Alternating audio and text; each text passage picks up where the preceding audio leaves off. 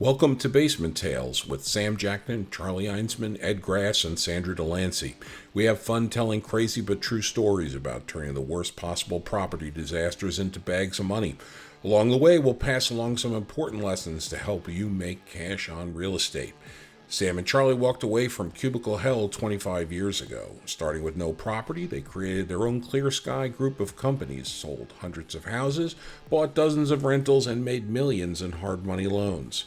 I'm Ed, a big firm litigator until muscular dystrophy made me find a hobby other than suing people. I miss it. Sandra's the normal person here with a real job plus some rentals. Her decades of friendship with the group, from office flunkies to property gurus, might help keep us all humble and focused on learning something. I wouldn't count on it. Wait a minute, though. Is that our topic for today? Is Section 8? Oh, no, it's rolling topics. Why don't we introduce the topics after we know the topic? When have we ever had a topic? That's what I want to know. I thought we had the five, whatever the thing is, topic you wanted to talk about. No, Charlie. no. Oh, come on, hang on. This is man on the No. street. Sandra's got. What do you call yourself, Sandra? The person on the person. Oh, no. The people Voice- on the street. People, the voice of the of people. people. Voice the people has some information to share. I don't have anything to share. It was a horror story, and she scared me. Tell us what the story Frankly. was. Let's start with your Section 8 story, and then we'll get into Section 8 topic, and we'll provide some golden nuggets for our listeners. This is hearsay. I don't think a lawyer would allow me to talk about this. It's hearsay. Okay, let's hear the hearsay. Right, Ed? Can I talk about hearsay? Oh, yeah. This is not a court. This is the farthest thing from a court that exists, I hope. I mean, assuming we don't get sued. Right. Don't worry, just go out, go forth. So should I call this person Bingo? Bingo? We so allow bingo. Bingo is back. So Bingo and I spoke about, Section 8. I let Bingo know that I purchased the property and I was, really considering, going Section 8 with it. Because mainly the location. Now, if it was in a mainstream area, I'd go for, big bucks and charge as much as I could for rent. But Section 8 is a viable option in this area. So she's like, don't do it. Don't do it. Here's my horror story. I have a person in there and under duress, I kind of had to get a renter in the place. And she said, I let my real estate agent go out. I did it, proper channels, had the real estate agent go out, interview the person. They found someone, but, she had other properties she was trying to close on. She needed to close this deal. She needed to get somebody in the place, all these reasons. She said, they found this tenant that she kind of knows or somebody knows of this person because she's from this DC area. And she tells me that the degrees of separation are only like 2 or 3 here in DC. So she may know of this person. Anyway, the person, gets into the place and then she proceeds to complain about every item that she could possibly complain about.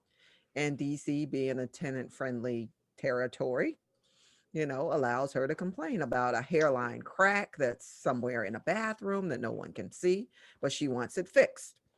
And, there's a smell that's in the basement and, sometimes she smells it and sometimes she doesn't. Oh, I hear you. Her lawyer has, called her and my friend is lawyered up to now. And the lawyers are talking about, all the things that she has to fix. She was like, in Maryland, there's this requirement that a hairline or a crack has to be a certain, width. In DC, just a crack. You have to fix the crack. Oh, yeah. So the woman, is like, come and fix the crack. And then, she says, come and smell this. And she sends her people because she has people. She doesn't deal with this herself. She goes over, she doesn't smell anything, but the next day the woman smells it again. So she's complaining again. The lawyer's like, get back over there. So she has people that she's paying to go run over there to smell anything.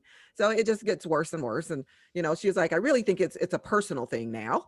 She was like, this woman says that, my landlord never comes to see me. My landlord doesn't talk to me. So my friend is like, well, I don't have to talk to her. I have people. I'm like, well, maybe if you talk to her, you could get to be her best friend and some of the stuff would go away. You get more with sweet than bitter. That's what I'm thinking. And Coming right from Mr. Bitter. well, how do you think I learned that? you get a lot little of sweet in bitterness. there. You get some Yeah. sweet. Just be And nice you to go and people. say hello and you become her best friend. And Yeah. she, Well, and you let's get, not get crazy. I am going to be her best friend. Because Okay. I don't want to have to go and smell something that doesn't exist or, maybe it does exist. But I mean, there's a way that you manage tenants, and that's not she's not managing them very well. So the question to you is, why is that unique to your Section 8 example? Like, Exactly. can't you have that terrible experience in Okay, DC so with here's the any other- tenant? Isn't that the case if you don't adequately screen your tenants? But there's two things. So the other thing is that with COVID, of course, she can't, get, this woman out of her house. So she's thinking the woman really wants to buy the house. No, the Section 8 tenant's going to buy the house? And that's Whoa. what she's thinking because there's Oh, no, okay. there's no- Because there's no that thought behind happens. That happens on Yeah, different never. I'm gonna plans. I'm Never. gonna say if you qualify for Section 8 that you would not likely have the assets at all, right? There That's are so, programs. Ed, No. that's very Well, polite. Oh, there's No, programs. never will happen first. For sure. Well, there are no well, programs that pay your mortgage. There are programs that pay your mortgage, and there's Yeah, that's right. $80,000 or something that my friend says is available Right. that she can get $80,000 of That's assistance. true. Is there Those- $80,000? No. well, I don't know, but No one's paying your mortgage. Okay. I have been around every. Now, they might give you a down payment, but once you get that mortgage, no one's paying that mortgage. I've been around every deadbeat scam program. No She's one is thinking- giving a Section 8 person a house. She's There's thinking no the way. woman has. So you money. go from free rent to free house? I don't know. Come on. No, she's savvy. She's savvy. So she's scared me with this savvy, Section 8 renter who, is making her life miserable. And, she wants to buy her house now. And I'm like, okay. All Like, right. You're, Yeah, but this that's is her not- first Section 8. No, and, let's back up. Let's I back know. up. I would not rent to Section 8 because of, what she No, told me. I'm going to make this statement. We love Section 8. Okay? And I'll tell you why we love Section 8. Why do we love Section 8? Now, one of the things that we really are concerned with, is it 100% voucher or not? Right? So in our days, we like to see 100% vouchers because the payment from the government is guaranteed. Now, what we do is we circumvent the process. And at the very beginning, it's all about how you select the Section 8 tenants. And we select them in, in our clear sky way. Now, number one, what we look for is we look for honesty. They have to be honest. So even though they're Section 8, we understand they have bad backgrounds. They've had bad experiences. They don't have credit. So we have them fill out a rental application anyway. And so what we do is we pull credit once they fill out their application, just to make sure that their application lines up with their credit history so that they are telling us the truth. If they are not telling us the truth, then we ixnay that Section 8 person. The next thing that we look for is cleanliness, right? So after they fill out the Section 8 form, we have their current rental address, and one of us happens to have just stopped by their house because we were in the neighborhood. Not on the podcast. You Not just on the happen to podcast. be. no, this over in is. that I was side gonna. of town. Well, let me interrupt for a second because this is Come on, we're this is talking the about lawyer. gold. Let's This is figure it the out. lawyer talking. This is All the of golden this rule. is fine, as I Okay. understand Section 8 and everything you. else. It's you're looking at a tenant, right? You can do an application. Yeah. You can judge whether or not to have a tenant on neutral grounds. And so when you have a regular tenant, if they fill out the form and you see their property and there's a lie or there's something, you don't want them. It has nothing to do That's with right. whether they're Section 8. The Okay. issue is, do they have some conflicting statement or whatever the thing is? That's right. And because I was going to say in response to Sandra, not as a lawyer, just as having been around this stuff, that there are terrible renters and squatters and all sorts of stuff that it's really just a roll of the dice. Although, like Charlie's saying, you can make that roll better if the person is being honest with you. Yep, And number one. even if they say, hey, I have a prior criminal conviction, and for That's right. I don't know, We want the shoplifting or honesty. As long as it's something. not killing No. landlords. No, I'm no, okay because with that. Yes, I think that's a good basis to decline. You want a killing landlord one, Charlie? No, you want the honesty, number one, because kill Sandra, you're gonna have a relationship with these Section 8 tenants. It's a relationship because number one, okay, the third rule, first of all, let's get to the second rule. First rule is honesty. Let's face it. You want them to be honest, and even if they have convictions on their record, as long as they tell you and it lines up, okay, Yeah. they're honest. They're they could be trustworthy. Obviously, they've had problems in the past. Get it? They wouldn't be in Section 8. Okay, number two. Wait, it's you got- already said cleanliness. Right. Number two is cleanliness. So Okay. one of the things that we do on the application is once they've gotten over the honesty hurdle, which that's a good check in the checkbox. Number two is cleanliness. So I just go by the property, I knock on the door, I introduce myself, because odds are the Section 8 tenant's going to be at home. So in our case, the Section 8 tenant is always at home because they're paying Section 8, they don't have a job. So knock on the door, introduce myself. Hey, I'm Charlie Einsman. We understand that you fill out an application to move into one of our rentals. We would welcome you into one of our rentals. I just wanted to come by, introduce myself. A lot of things can be told by that, right? Number one, how clean is the yard? If there's not a bunch of junk in the yard, great. Once they open the door, I kind of take a look in the house to see how they're living, because what's the biggest complaint about Section 8 tenants? The biggest complaint is Trash that your house. is that they're going to trash your house. So if I see a fairly clean house, I know that they're respectable. Okay, check the box number two. The third thing that we look for in Section 8 tenants is stability. Now, we get it. Section 8 people aren't stable for the most part, but one of the things they can be very stable about is where they live. And so as long as the Section 8 person has lived at an address for at least 3 to 5 years, if not longer, then that checked our third box. Now, if they go through all three of those check boxes, they're in with us, because what we want to do is we want to establish a long relationship with that Section 8 tenant. And honestly, Sam, if you could tell me now, how many of our Section 8 tenants have lived in our properties Oh, less than 3 years? oh, none. Right. We've zero. only had one Right. person of all Section 8s who worked their way through up economically so that they could actually leave Section 8 and enter their own paid housing. Right, and graduate from Section 8. But But the number of she came in with that as the plan.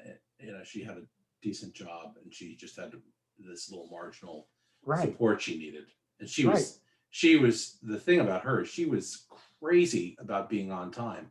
If her account showed 10-cent balance, I'd have to spend 3 days researching. I just finally small adjustments. I'll just adjust off your account because we just can't, spend so much time for $1. Well, that's right. So the answer to the question is, we have more Section 8 tenants in our properties for 7 years or more than we have Section 8 tenants in our properties for, let's say, 2 years or less. Oh yeah, I can't even remember. Yeah, and Can so you even remember when it was 2 years? that's what I'm saying. And so I own a couple other properties where I've had the Section 8 tenants in there for 10 years plus. And so, number one, honesty, because at the end of the day, even though you're a landlord, they're a tenant, you still want to get that relationship with them because you do have your annual Section 8 inspections. And so if you can head it off at the path, have them send you a list of things that need to be done before the Section 8 inspection is done, not only does a tenant love you, but the Section 8 inspector loves you. So honesty, cleanliness, and stability. If you could do those three things from a Section 8 person, they're going to be with you for a very long time. And so that's kind of the rule of thumb. Charlie, you want to tell? Okay, sorry. I was going to say, how do you handle the, I guess, no escalation in rent? Do you not go up on your rent? You can't go up on your rent with Section 8? Well, in Virginia, you can go up. Yeah, we go up at least 3% a year. Wow. And the reason behind that is because taxes are increasing on our properties, because in the shading market, taxes are going up, insurance is going up, right? So even though we have stable loan products, our HOAs are going up. So if you don't raise rent for 5 years, then that could have a slight impact on your cash flow, as we have found out. So at least in the Section 8 world, we are increasing rents about 3% a year, whatever they allow us to do. We did get beat up by one Section 8 tenant. I think you could tell that story, Charlie, to the people. Yeah, that was the cocaine crib. Yeah, that was a very sad story. And so this happened about 4 or 5 years ago. And actually, she passed every one of our criteria. Matter of fact, to even put the fourth criteria is her father was a retired Army officer. Not only that, but the retired Army officer lived like 5 miles away. And so she was honest. Family support. They were clean. She was very stable. She was coming in from North Carolina, and she had lived in her property in North Carolina for like 7 or 8 years. And so she was very stable. She checked all the boxes.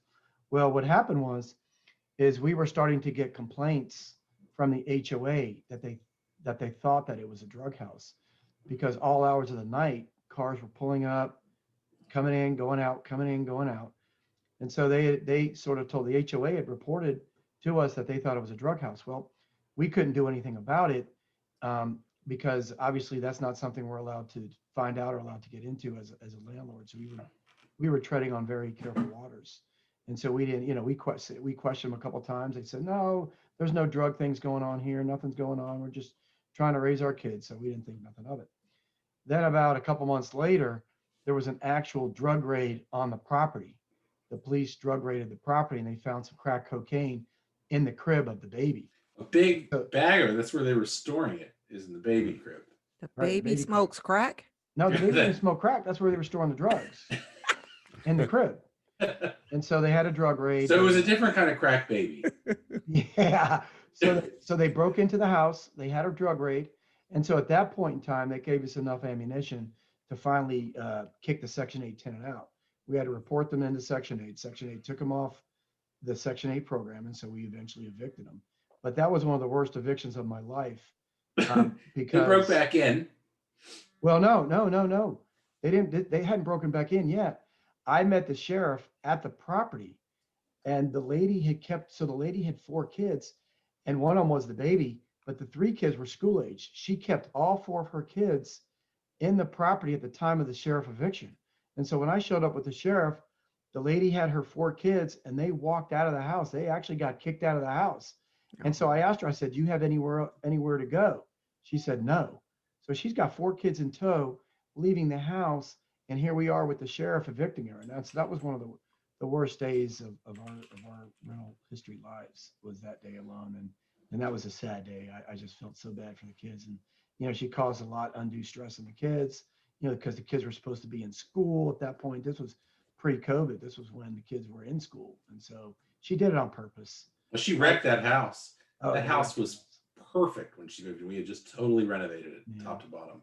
Yeah, but Well, it's interesting about the Section 8 experience. Like I had a couple renters, and what this discussion has reminded me, the longest renters that I've had were the people that came to me and said up front that they had financial problems. One of them had a bankruptcy, lost the house, but wanted to stay in the area. And once in a while, she's been a little late or whatever on payments, but she's been there, I don't know, 10 years. And another one. So the ones that I've had come and go the most frequent are people who've had sort of the most clean, and I've never really had any destructive issue like that. Now, none of them happen to be Section 8, but it does strike me that giving people a second chance, so to speak, can be very powerful, because it's great for them, it's great for society, and it's great for you as the landlord, because they feel some loyalty and appreciation and keep the property up and pay on time, and it's worked out pretty well. Oh yeah, I think that's great, because I think at the end of the day, what people have to realize is that whether it's a Section 8 tenant or a normal tenant, the number one thing that you really have got to be concerned about is the actual relationship. What is your relationship like with the tenants? And so, like you said, Sandra, you can't send someone else That's the for your relationship. You just can't. Yeah, but what if you're lazy like me? I mean, well, then you send me and Charlie. She is lazy. She's lazy like that. No, you have to show up as an owner to your properties. End of story. I don't care how many properties you own, you've got to show up. And that brings me back to another story that we've had recently in one of our properties, and it's a COVID story, right? It was a certain property that we've had with this particular renter in there for a couple of years, and she was timely making payments. They owned a drywall business, and at the very beginning of COVID, they sort of lost a bunch of their contracts. Well, once COVID happened and they started getting contracts, she refused to go to work as a drywaller in her company because they were worried that they were going to catch COVID. Well, this person had been paying rent for the last, 24 months straight. They were a good payer. Yeah, sure. Well, they hadn't paid for 3 or 4 months, and we were absolutely furious because we were trying to get them jobs as a drywaller because we had a lot of jobs for them, and they refused to take it. Well, we sent one of our assistants over there to talk to them. Well, that didn't get anywhere.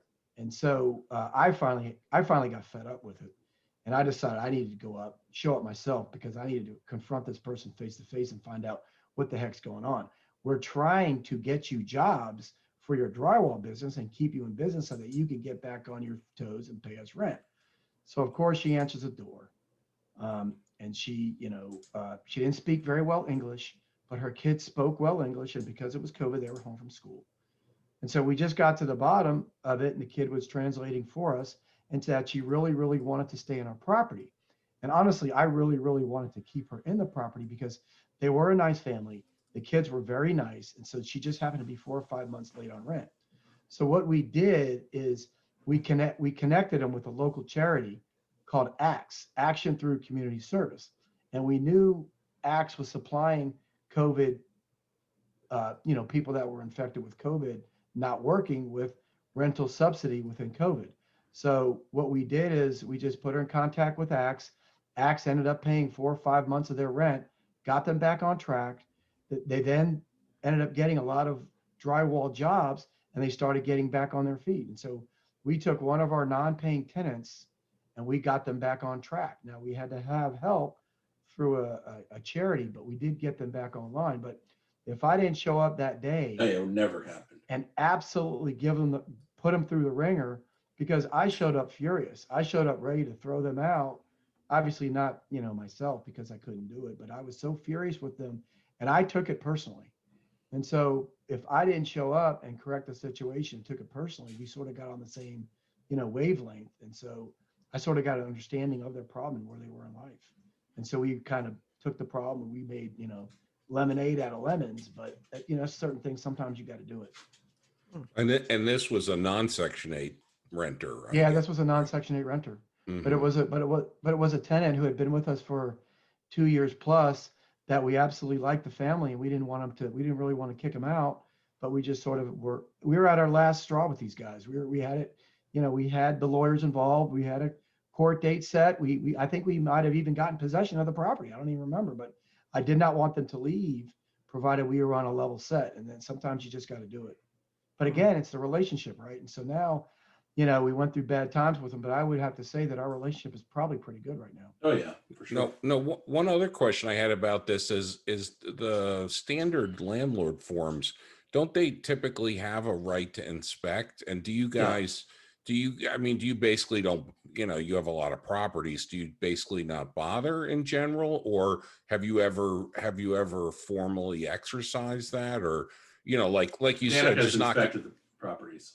Say again. Our assistant has gone and inspected the properties. Is that right? We brought her on. She inspected them.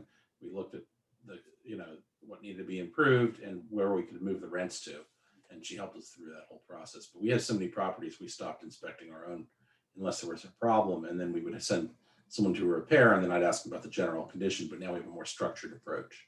Yeah, it's not as formal as it could be, but it's relatively structured.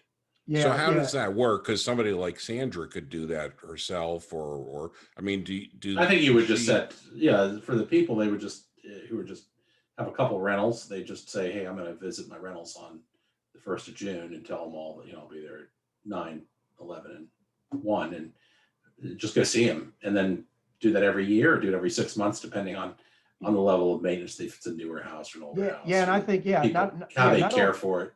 Yeah, not only have the owners do it themselves, but at the same time, when they set the appointment up with a tenant, I would make sure that they show up when the tenant's there, because again, it's just another time. It's just another time where you can touch your tenants.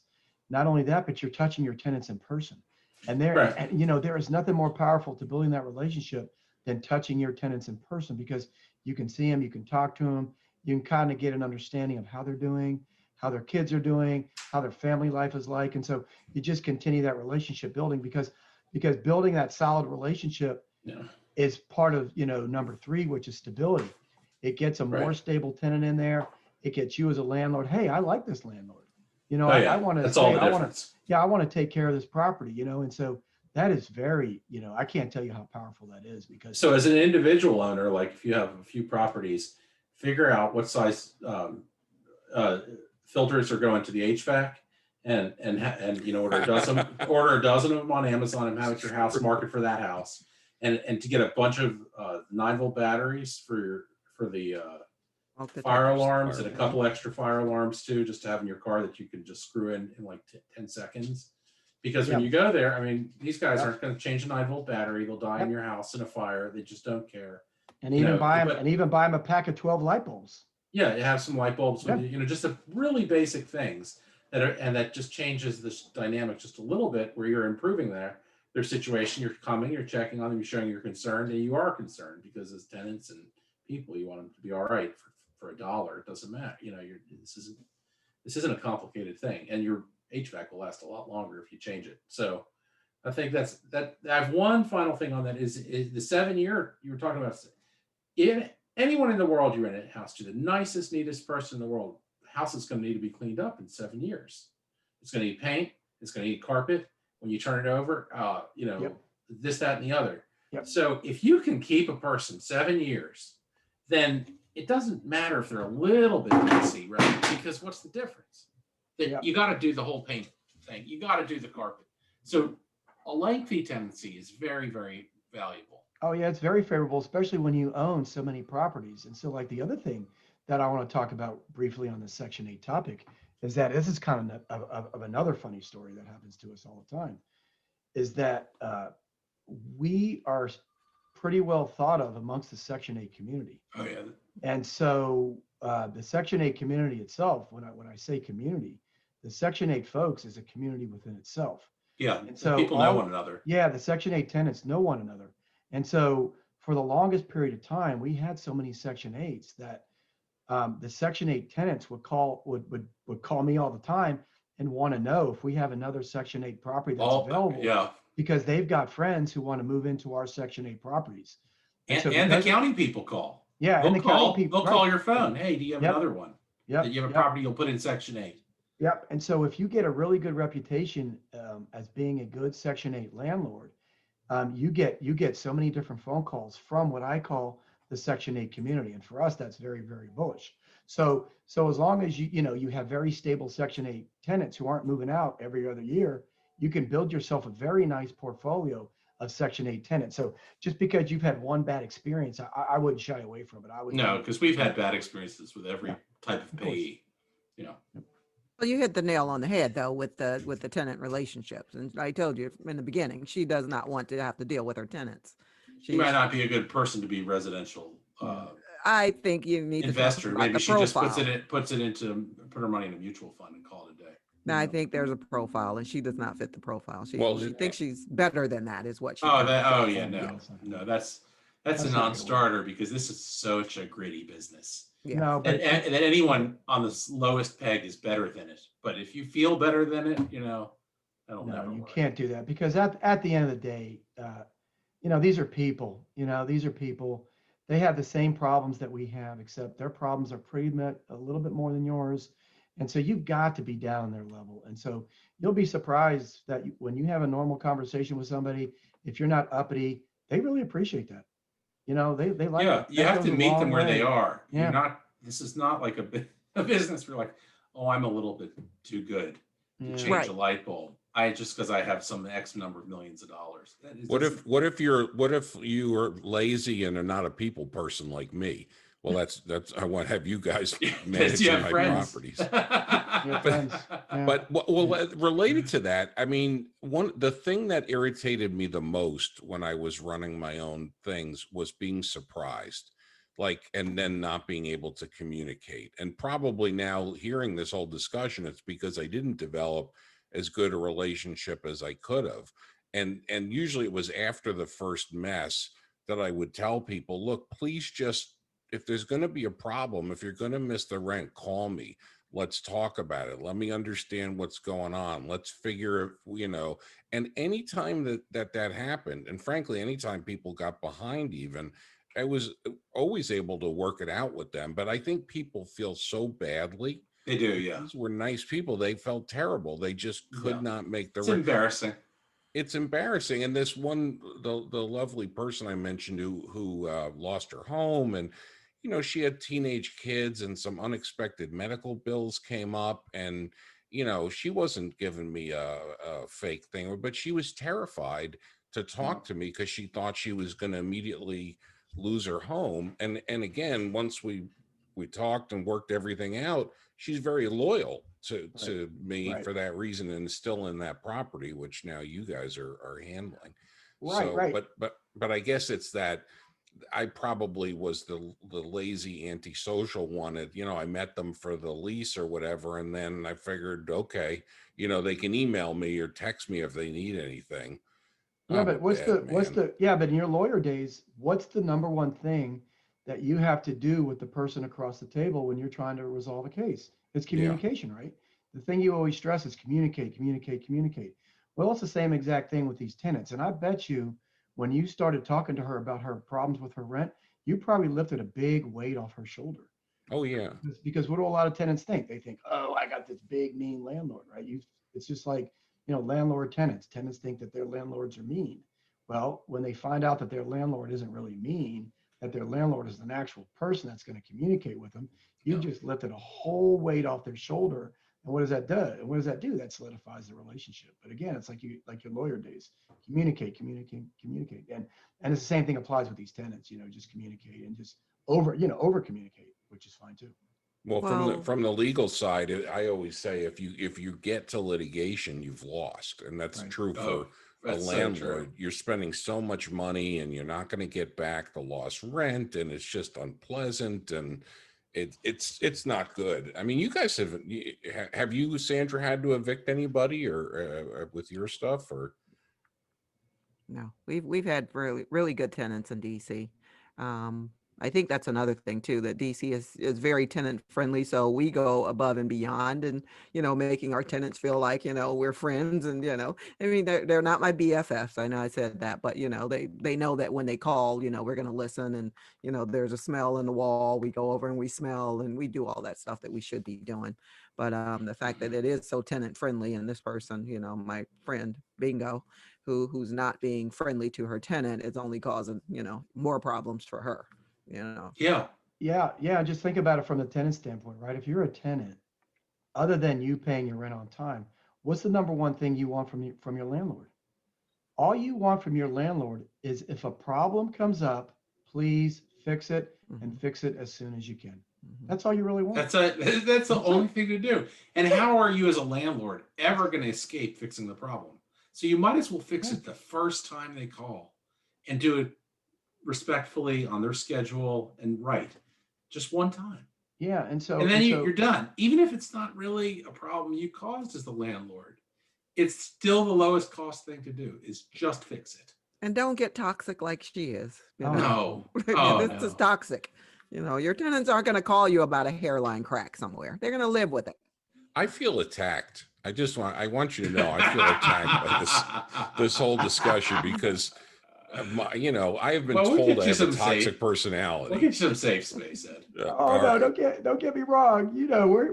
We're toxic as they come, if we need to be, but not in a tenant relationship.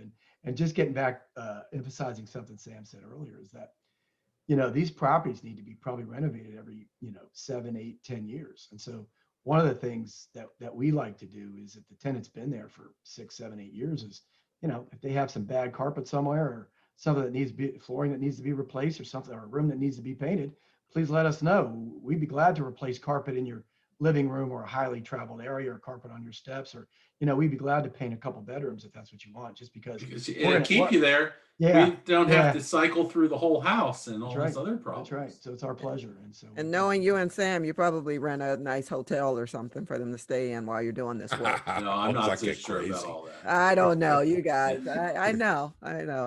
Ed, on the other hand, I don't know. No, I'm out of this business, man. I have Sam and Charlie and actually that's an interesting question too. What about, somebody who sees the benefits of residential real estate and rental, but they're like me, they're not a people person. What about hiring a company? Like you guys are, because you're the size you are, can manage my stuff or whatever, but is it worth, can you still make money at it if you hire a rental it's just hurting your margin, right? You're paying 8% of your Yeah. gross. Is that what it is? That's Yeah. the That Yeah, gets to and be that- real and you know money what? after a while. Well, that's a good question, Ed, because there are two things. When you're going to hire a property management company to run your assets, the number one thing that you need to ask is how many properties are you managing, right? And so if it's a big number, obviously the owners of the property management company are probably going to convince you to come and manage their properties. But a lot of times that's not the best approach. What you need to do is you need to interview not the owners of the company, but you need to interview the person that's directly interacting with the tenants. And so you kind of got to get an idea of how personable they are and how attuned to your tenants' problems are they really going to be. Because at the end of the day, I can't tell you how many property management companies have great owners who are very personable, but the people that are actually doing the day-to-day tasks of managing that property, how a bunch of mean faces they really are, and they could really care less about your tenants. So and, and also who does the repairs, right? Yeah. So for us, we have the same repair guy, right? And the tenants just love the repair guy, right? And he's not, he probably won't listen to this video, but he doesn't get everything right every time. But they well, who does, Sam? Right, who no one does. But maybe he gets it wrong a little more often than some others. But anyhow, he's so personable and responsive and concerned. It doesn't matter at all. How does he look? Is that even a factor? No. No, they don't care. Not a nice looking guy? No. No, they're also. I'm asking you all. You don't know. No, we know. No, he can dance. He can dance really well at a party, but he is not any more handsome than any of the men that you they're see also in this video here. Yeah, but that's not a high bar, Sam. Right. No, but what Sam didn't say is that their work is they're the slowest guys in the world. They're so slow. They're so slow. We call them a slow crew. But if you ask every one of our tenants, they love them, and remember, that's our direct line folks. So, right, and they'll go out it's night, and the water heater breaks. I'll call him, and if there's an urgent problem, he'll go out in the evening and do it. Yep. When you do that one time for someone, they will never forget that. Yeah. My wife loves them. I mean, we've known them for a while, but they've done stuff around my house, and they're just good people. Right. And people. It goes back to that niceness aspect that people will work with you even if things aren't perfect. And like you say, when you have your water's not working or your shower's not working or something, if your landlord fixes that, the next day or the same night, even people really appreciate that. They don't feel like they've got a slum landlord, which and especially a refrigerator too. And so the other thing that people like is that another one of our frontline people, her name is I don't know if I'm allowed to tell her name, but Danica does a wonderful job with our tenants. So between our maintenance guys and Danica, our frontline people are just absolutely stellar, and our tenants love them. And so like I was saying earlier, Ed, when you're interviewing property management companies to manage your properties, you've got to make sure that those frontline people that are employed by that property management are personable and that your tenants are going to like them. I can't tell you how important. And you can't be undercapitalized. I mean, if you need to have some money on hand to replace an appliance and not try to fix every last thing, go back 23 times with a 9-year-old appliance. I mean, if it's 9 years old, and it couldn't be fixed the first time, the people don't have patience to deal with you coming and going to save your appliance, your old appliance no one wants anyhow. It's just get a new one. You just got to make some decisions that are effective.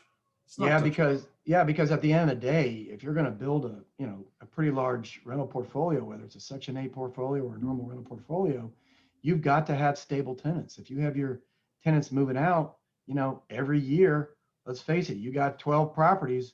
Well, guess what? You're renovating 12 properties a year. Nobody wants to do that. Okay, we have one basement tale related to rentals this week. I'm not sure, Charlie, if you're aware, but one of our tenants has COVID. She got it at a conference in Texas, and she was very, very sick with it. And we never hear from this tenant. And she sent me a video of the water just pouring out from underneath her kitchen sink. And I asked her to turn the valves, and she turned the valves, and they wouldn't stop the flooding. So she turned the main water valve off, but she had to be in, she's in bed, and she has to have running water in the house. So our poor crew, she cleaned up everything she could and wiped it down and went upstairs. And when I told our crew, you just got to be all masked up and gloved up and everything, just go in as fast as you can and just stop the water leak, and then come back and fix it more completely later. this poor guy's had to go in there with the COVID. Mhm. That is a scare. Hazard pay, right? But Yeah, not only, don't talk like that, Sandra. You're yeah, cutting into the yeah, margins. yeah, no hazard pay. But see, just on top of that, what Sam also didn't say is that this particular tenant has been in that property for 5+ years. Mm. And we have a great, again, it's just another tenant that we have a really good relationship with. Obviously, you don't want to be sending your guys into a hazardous situation. Right. You No. know, sometimes you can't prevent it. So I mean, that's just how it is. But she's been with us for 5 to 7 years. I don't know exactly how long, but it's over 5 years. Well, I guess that's an interesting part about doing a rental is trying to control costs, even if you're going to do it yourself, trying to find good vendors. Like you guys have gotten to the point where you can hire your own person, and that's terrific. You have so much more Yeah. flexibility, Yeah. but it's not so bad. If you've got a good HVAC person, maybe that's worked on your own house. And because you call up those places in the phone book and they'll just murder you Right. Yeah. Right. on that kind of plumbing problem or whatever. But even if you don't have your handyman who does plumber stuff, although I guess that's probably maybe the person you want to find is a good handyman or handywoman who Yeah. that can do the basic stuff, because stopping the flood is it's kind of critical. Yeah. And obviously if you need like all new piping. So what caused the flood there? Was it just a hose went, or what? Do you know why? Well, he couldn't explain it to me exactly on the telephone, but something with the faucet that I don't know why when you use close the shutoff valves, that it was still Probably leaking stripped. water all over the place. Hmm. But maybe the shutoff valves had failed as well. Yeah. Well, they were probably stripped. They were probably stripped. There was just and the stripped. faucet. So it was I mean, probably both of them. But Yeah. we didn't get to the finer details of what it was. He did resolve it though. Water is just the worst absolute thing But ever even- for rentals. But even getting back to Ed's point, one of the things that you have to do as a landlord is like Ed was saying, is you have to kind of like be a GC. So you have to have all your trades available to you: a handyman, an air conditioner guy, a plumber, an electrician, those kinds of things. And so for us, our experience is that once we hit a steady state of 20 properties or more, it didn't really make sense for us to kind of be that GC of our properties and hire all these guys to pay, one-time visits. At that point in time, the threshold was obvious to us that we had to hire a maintenance guy at that time to just service our properties. Well, you So also get quickly- the benefit of, like, if he has slow time, Yeah. he'll redo a deck. He'll do all the trim outside that's rotting. So like our properties are in a constant state of maintenance and compliance with the HOA and ready for resale. And we're appraisal. You don't go have an appraisal and then find all these repairs needed. I mean, and they'll do lawn mowing as well and other kinds of things. So between 20 to 25 properties is where it fiscally made sense for us to hire our own maintenance guy. Now, and our problem was that we didn't just hire one maintenance guy. Our maintenance he guy wouldn't work without his other guy. He came as a package deal. So we tried that. Yeah, we tried that. We It tried was to hire nowhere. one guy, but he was a package deal, and oh my God! So instead of having one, we now have two, and so instead of having two, we had four. But we only wanted one maintenance guy. So Well, now they both. I don't know if you're aware, Charlie. Both of them live in properties that we own. Yeah. You know. Yeah. Well, and to be fair, having a second person usually does make stuff go quicker for those repairs. But yeah. I mean, someone's gonna hold a ladder. Or whatever. That's right. Well, the one guy refuses to go on roofs. That's his only downside. That's his ixnay, is I will not go on roofs. So Well, I the wouldn't go on a roof. the helper guy is always said to be put into the more risk-oriented situation. So I was wondering if they were going to send him in for the COVID cleanup, or the first guy was going to do it together. Or... That's funny. Yeah. Yeah. Well, I think we've ended up talking about, I guess our topic for the day ended up being tenants and how to have good tenants, and how that Section 8 is great and very profitable. Just like any other tenant, make sure to review them, and you can have success or failure with anyone, really. It just got to put some effort into it, which is why I'm out of that business now, and you guys can deal with it. Well, thanks. Yeah. Thanks. Oh, Sandra, finally, the people want to know, what's the situation at your new rental? Is the work done? Is the third bedroom in? The third bedroom is in. Third bedroom is in. We will inspect the third bedroom tomorrow. All right. Well, let me know when you want to change the MLS to reflect the third bedroom. We'll do. So is that the Whoa. egress window, or you put in some kind of egress window in the basement? Yeah, cool. There's a full egress window in the That's basement it. now. That's Yeah, a that'll great get it move. done. That'll That's a get it done. great move. And Are you so, going to update yeah, up the rent that you're looking for the place, or are you just hoping it'll rent faster? I'm just hoping it'll rent faster. Hmm. But I'm also, considering waiting for the new administration to move into DC, and maybe I could get some, different kinds of renters here. that's So interesting. wait You a probably couple months will. maybe. Yeah, I'm thinking Yeah. about that as well. I Yep. bet. Well, And that's yep. a big turnover. There's going to be a lot of demand for places, and Yep. it seems like more people come than leave. The other funny thing, I just happen to know this as a lawyer, is I don't know of any other place in the country, but in Washington D.C., you cannot discriminate on the basis of political affiliation. So literally, if somebody comes with a Trump hat and you say, I don't take Trump people, or new Biden person comes in and you say, I'm a Republican, you can actually get in trouble in DC. Now, I don't know if they enforce it or not, but there is a very broad anti-discrimination statute in DC. So your best practice is basically, if you're in DC, I think is just, if you're sure to look at the person's financial situation and rental history and all of that, basic sort of things. So don't yell at any Trump people or Biden people, and you'll be good, Sandra. No. Well, Ed, I don't know about you, but the rental application that we have people fill out doesn't have a political party line associated with it. So Right. you don't Now, have, now, you don't have Ed, does that. that rule apply for overnight stays at your home as well, or is that? I think in Virginia you're allowed to Oh, okay, discriminate much more 'cause I'm- broadly. Now the only party that we accept is called the Green Party. You gotta have some green. That's right. There you go. Gotta have the green. That's right. You only see one color, which is cash green. That's right. Yeah. The Green Party. That's the only party we care about.